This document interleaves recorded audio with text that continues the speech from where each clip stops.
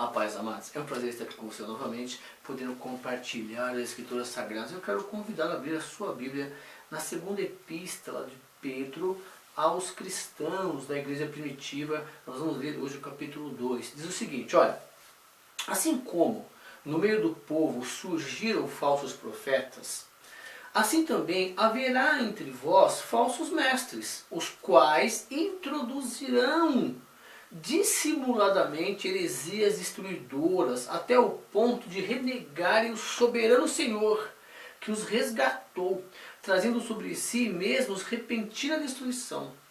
E muitos seguirão as suas práticas libertinas, e por causa deles será infamado o caminho da verdade. Também movidos por avareza, farão comércio de vós com palavras fictícias. Para eles o juízo lavrado a longo tempo não tarda, e a sua destruição não dorme. Ora, se Deus não poupou anjos quando pecaram, antes precipitando-os no inferno, os entregou a abismo de trevas, reservando-lhe para o juízo. E não poupou o mundo antigo, mas preservou a Noé, pregador da justiça, e mais 7 pessoas, quando fez vir o dilúvio sobre o mundo de ímpios, reduzindo a cinzas a cidade de Sodoma e Gomorra. Ordenou-as à ruína completa, tendo-as posto como exemplo a quantos venham a viver impiamente. E livrou o justo Ló, afligido pelo procedimento libertino daqueles insubordinados. Porque esse justo, pelo que via e ouvia quando habitava entre eles, atormentava a sua alma justa cada dia por causa das obras iníquas daqueles. É porque o Senhor sabe livrar da provação os piedosos e reservar sob castigo os injustos para o dia de juízo. Especialmente aqueles que seguindo a carne andam em imundas paixões e menosprezam qualquer governo. Atrevidos, arrogantes, não temam difamar autoridades superiores, ao passo que anjos, embora maiores em força e poder, não proferem contra elas juízo infame na presença do Senhor.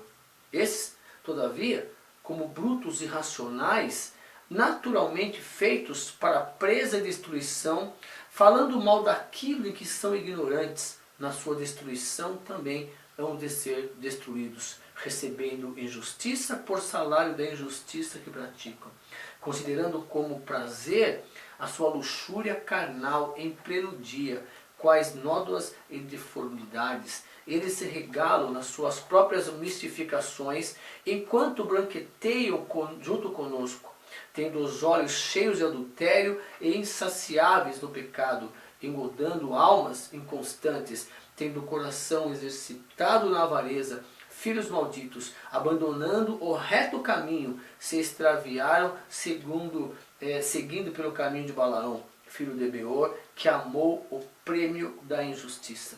Recebeu, porém, castigo na sua transgressão, a saber, um mundo animal de carga, falando com voz humana, refreou a insensatez do profeta. Esses tais são como fontes sem água, como névoas impelidas pelo temporal.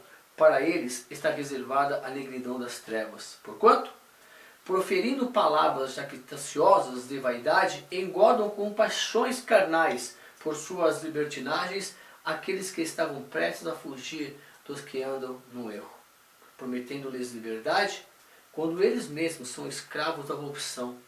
Pois aquele que é vencido fica escravo do vencedor.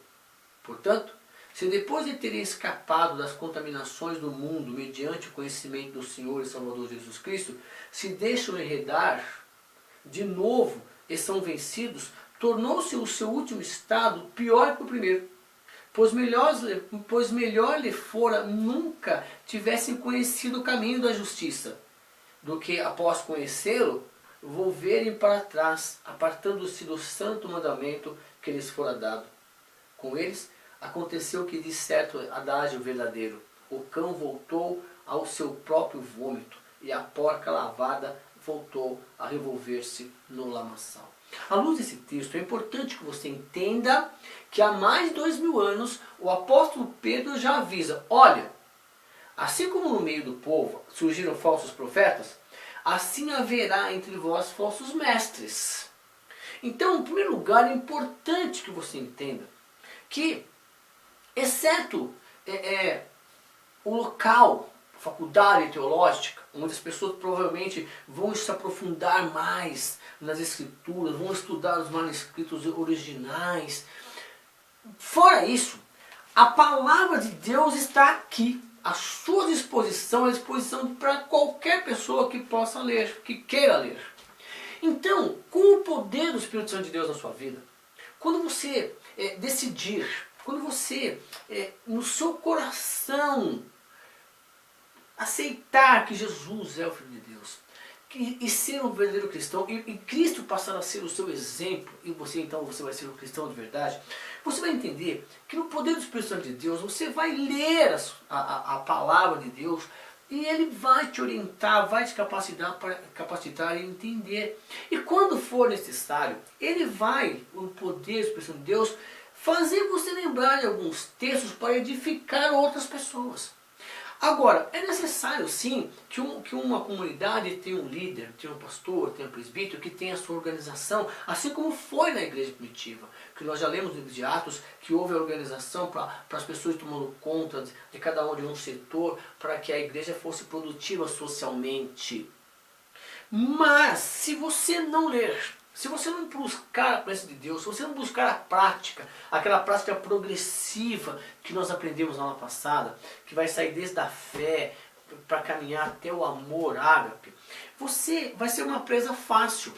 Por quê? Olha só o que o Pedro fala: haverá entre vocês falsos mestres, e esses vão introduzir dissimuladamente heresias destruidoras, onde você vai questionar a soberania de Jesus Cristo.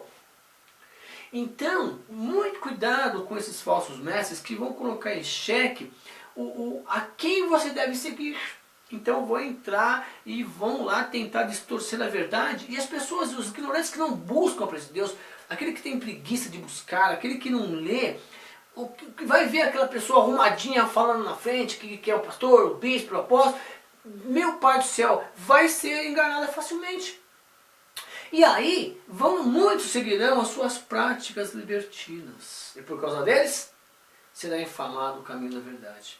Então ele fala: tome muito cuidado, porque esses falsos líderes, esses falsos pastores, falsos profetas, já está reservado aqui, a Bíblia diz. Ora, Deus não poupou anjos quando eles pecaram. É um assunto que nos dá Apocalipse, que eles estão presos no abismo. Mas não poupou também na época, no tempo de Noé, os homens lá, que eram incrédulos. Destruiu Sodoma e Gomorra, não poupou só as pessoas justas. Não poupou lá também lá os piedosos lá, poupou o Ló. E a Bíblia diz também aqui: tomou cuidado com que seguiram o caminho de Balaão, os outros lá que não entraram na arca, que também lá que destruiu Sodoma. Eles não seguiram a verdade. Antes, eles seguiram pelo caminho de Balaão, o profeta lá corrupto do Antigo Testamento, que fazia as coisas por troca de dinheiro.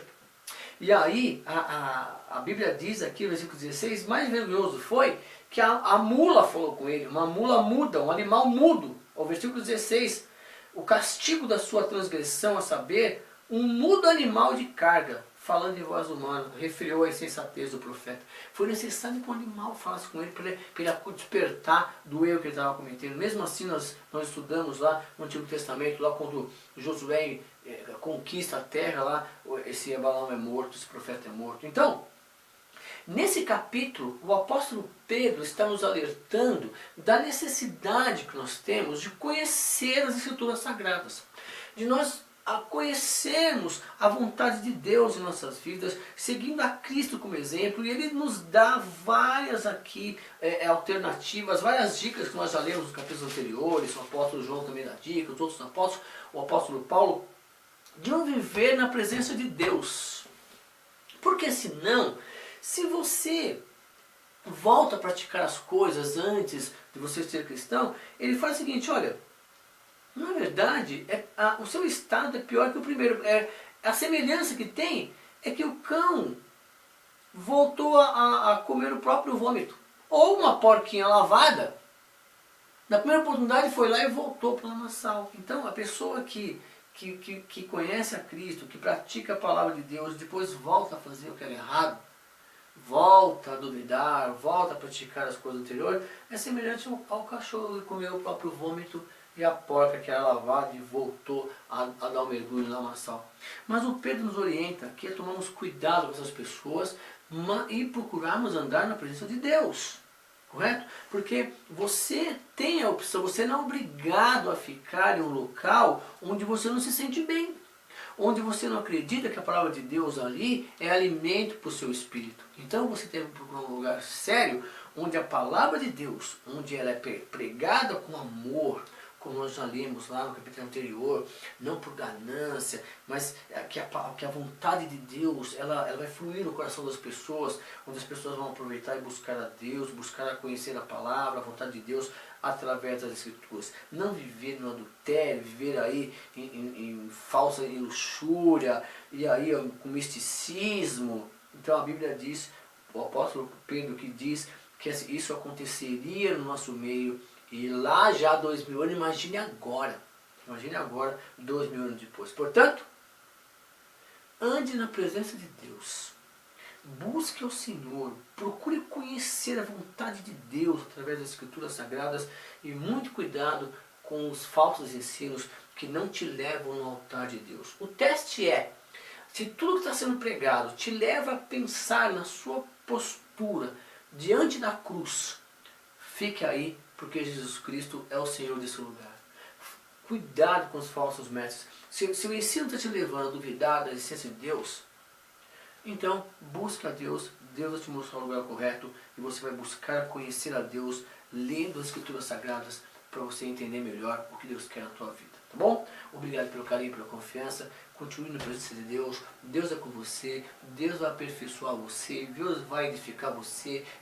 Deus vai dar um fundamento para você. Deus vai usar você poderosamente para ensinar as pessoas o caminho que ela deve andar. Aleluia? Beijo para você. Até a próxima aula. Tchau.